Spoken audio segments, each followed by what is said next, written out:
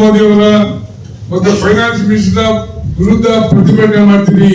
ನಮ್ಗೆ ಅನ್ಯಾಯ ಆಗಿದೆ, ಗ್ರಾಂಟ್ ಕೊಟ್ಟಿಲ್ಲ, ಫಂಡ್ ಕೊಟ್ಟಿಲ್ಲ ಅಂತ. ನಿಮ್ಗೆ ಏನ್ ನೈತಿಕತೆ ಇದೆ? ನಿಮ್ಗೆ ಏನ್ ನೈತಿಕತೆ ಇದೆ? ಕೇಂದ್ರ ಸರ್ಕಾರದ ವಿರುದ್ಧ ಹೋರಾಟ ಮಾಡಕ್ಕೆ, ಪ್ರತಿಭಟನೆ ಮಾಡಕ್ಕೆ ನೀವೇ ಮುಖ್ಯಮಂತ್ರಿ ಆಗಿ, ಫೈನಾನ್ಸ್ ಮಿನಿಸ್ಟರ್ ಆಗಿ ನೀವೇ ಅನ್ಯಾಯ ಮಾಡ್ತೀರಾ ಅಂದ್ರೆ ನಿಮ್ ವಿರುದ್ಧ ನಾವ್ಯಾಕೆ ಹೋರಾಟ ಮಾಡಬಾರ್ದು? 2ನೇ ತಾರೀಕು ನಾವು ಹೋರಾಟನ ಮಾಡ್ತೀವಿ. ನಮ್ಗೆ ಅನ್ಯಾಯ ಆಗಿದೆ, ನಮಗೂ ಕೊಡ್ಬೇಕಲ್ಲ. ಜೆಡಿಎಸ್ ಅವರು ಬಿಜೆಪಿ ಅವರು GST ಕಟ್ಟಲ್ವಾ? ಟ್ಯಾಕ್ಸ್ ಕಟ್ಟಲ್ವಾ? Income tax ಕಟ್ಟಲ್ವಾ?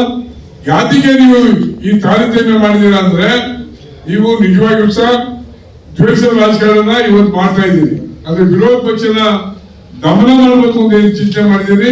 ಇದು ಒಳ್ಳೇದಲ್ಲ, ಇದು ಒಳ್ಳೇದಾಗೋದಿಲ್ಲ. ಇದು ಶಾಸಕಸಭೆ ನಾವು ಬೆಳಗಾವಿಯಲ್ಲಿ ಇದ್ರ ಉಗ್ರ ಹೋರಾಟ ಮಾಡ್ತೀವಿ. ಅದು ಸಹ ಇವತ್ತು 2ನೇ ತಾರೀಕು ಸುಮಾರು 1000 ಜನ ಬರ್ತೀವಿ. ಒಂದಲ್ಲ, ನನ್ನ ಕ್ಷೇತ್ರದಲ್ಲಿ ಸುಮಾರು 33 ಪಂಚಾಯತಿಂದ 33 ವೆಹಿಕಲ್ ಬರ್ತವೆ, ಜನ ತುಂಬಿಕೊಂಡು.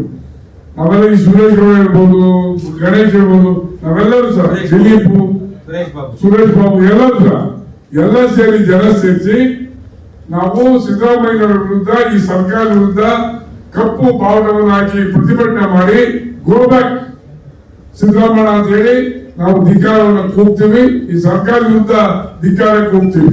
ಯಾವ್ದು ಕೊಡ್ಬಾರ್ದು. ಇವರು ಡೆಲ್ಲಿ ಹೋಗಿ ಸ್ಟ್ರೈಕ್ ಮಾಡ್ತಾರೆ ಮೋದಿ ಸರ್ಕಾರ ವಿರುದ್ಧ, ನಿರ್ಮಲಾ ಸೀತಾರಾಮನ್ ವಿರುದ್ಧ. ನಮಗೆ ದುಡ್ಡು ಕೊಟ್ಟಿಲ್ಲ ಅಂದ್ರೆ ಇವ್ರಿಗೇನು ನೈತಿಕತೆ ಇದೆ?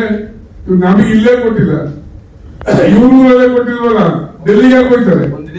ಅದಕ್ಕೆ ಒಂದು ಪುಣ್ಯ ಮುಂಚೆಕಾಗಿಲ್ಲ.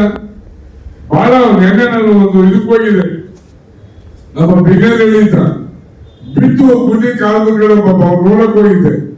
ಇನ್ನು ಎಲ್ಲರ ಗಿಫ್ಟ್ ಕೊಡ್ತಾರೆ ಸರ್ ನಮಗೆ ಅಂತ. ಏನ್ ಗಿಫ್ಟ್ ಕೊಡ್ಬೇಕು ಅವ್ರಿಗೆ? ಇಂಥ ಕೆಟ್ಟ ಸರ್ಕಾರನ ಬಹುಶಃ ನಮ್ಮ ಇತಿಹಾಸದಲ್ಲಿ ನೋಡಿಲ್ಲ.